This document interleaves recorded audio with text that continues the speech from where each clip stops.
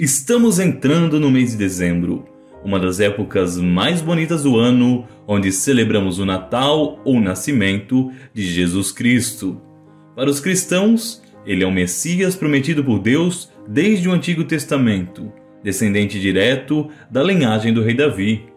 Para os muçulmanos, é um dos grandes profetas de todos os tempos. Ainda assim, não é preciso lembrar, sua fama se espalhou e se consolidou de tal forma que mesmo aqueles que não professam essas crenças, ainda assim costumam considerar Jesus de uma forma especial. Seus ensinamentos são tão profundos e difundidos que se tornaram linguagem comum ao gênero humano.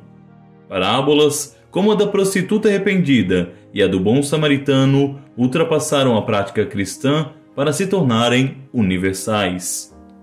Mas, nesse tempo de Natal, há uma outra figura também muito recordada, a do Papai Noel, ou, como preferem nossos amigos ingleses, Santa Claus.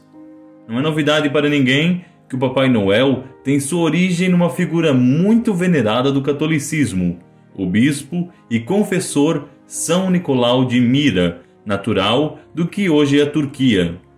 A própria palavra Klaus não deixa de ser uma corruptela de Nicholas, o nome anglicanizado desse nosso santo.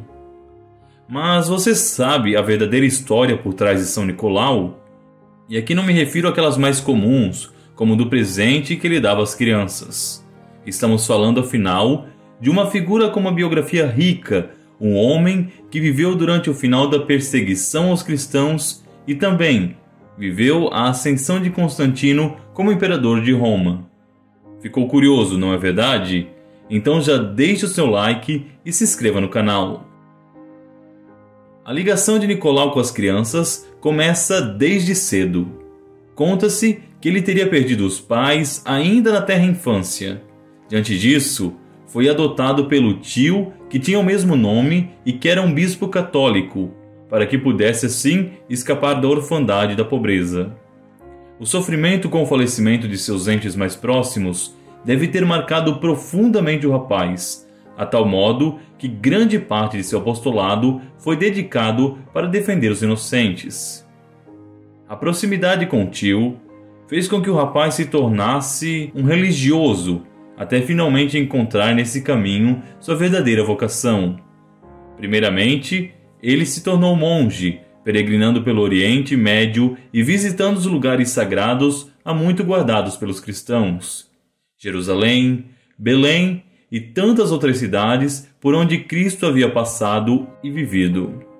Com a morte de seu tio, Nicolau voltou então a Myra, já experiente e cheio de santidade, onde foi aclamado bispo. Todo o seu trabalho à frente da igreja local foi dedicado à caridade cristã e ao auxílio dos perseguidos. Era um tempo difícil, onde os cristãos literalmente foram caçados pelo imperador Diocleciano. O próprio bispo chegou a ser feito refém, mas foi solto posteriormente.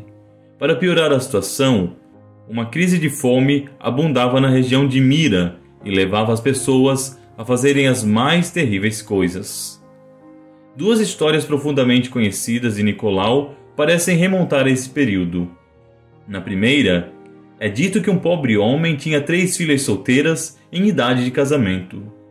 Todavia, para o seu desgosto, ele não possuía condições financeiras para mantê-las e tampouco algum dinheiro que pudesse dar em dote pelo matrimônio. Caso você não saiba, era costume nessa época que o pai da noiva pagasse certa quantia para o marido, com a qual ele poderia promover e prover as coisas para sua filha. Assim, o homem decidiu pelo pior. Ele venderia as filhas como prostitutas, de forma que poderia mitigar sua situação e garantir também que elas não morressem de fome. Nicolau, ao saber disso, ficou horrorizado. Ele teria pegado uma de suas meias e enchido com ouro. Quando a noite caíra, a teria jogado pela janela às escondidas, e com isso o homem pôde se livrar de tão terrível situação. Esse conto teria reforçado a tradição cristã da caridade e dos presentes trocados em época de Natal, oriunda ainda dos Reis Magos. Também fez surgir, em alguns países, o hábito de se encher as meias das crianças com guloseimas, como chocolates, biscoitos e pães de mel. Outra história envolvendo São Nicolau e crianças é um tanto mais macabra. Nela é narrado que durante esse período de fome que a cidade de Mira atravessou, um açougueiro, acredite, assassinara 3 crianças de rua para vender como se fossem carne de porco.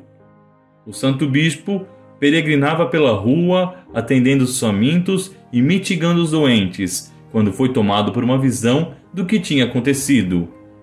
Foi então que Nicolau, na presença de muitos que ali estavam, invadiu o açougue e, chocado, encontrou os cadáveres dos pobres inocentes. Traçou sobre eles o sinal da cruz, que os fez ressuscitarem miraculosamente. Mas não só de caridade vivia o bom velhinho da vida real. São Nicolau teria participado do Concílio de Nicéia e se tornou protagonista de um episódio um tanto quanto inusitado. Como o cristianismo encontrara uma expansão rápida e inimaginável, no século IV da era cristã, passou-se a proliferar entre os recém-convertidos muitas seitas e heresias. Uma delas, lideradas pelo diácono africano Ário, insistia que Jesus não era Deus, mas apenas a mais perfeita das criaturas criadas. O problema dessa doutrina é que ela colocava em xeque a redenção da humanidade operada por Cristo e conflitava com a crença majoritária. No concílio, evidentemente, o tema foi posto em discussão e logo evoluiu para um debate acalorado entre São Nicolau e o herege Ário. No auge do debate, o bispo de Mira teria desfeito um soco no diácono, o que causara escândalo entre os cristãos ali reunidos. Como forma de punir São Nicolau, o concílio decidiu destituí-lo de suas insígnias, a mitra e o báculo. A partir de então, ele rezaria a missa vestido como um sacerdote comum. A devoção popular insiste que, no entanto, 2 anjos desceram sobre o bispo e devolveram-lhe os símbolos episcopais no dia seguinte, enquanto uma voz do alto dizia: "Me defendestes bem", tudo diante de uma multidão reunida que assistia à liturgia. O milagre aumentou ainda mais a fama de santidade de Nicolau e ajudou a consagrar a divindade de Cristo como dogma aceito por toda a igreja. Mas, além dos jovenzinhos, ele também é o padroeiro dos navegantes. Tudo remonta a outro episódio, onde conta-se que alguns marinheiros atracaram em Mira.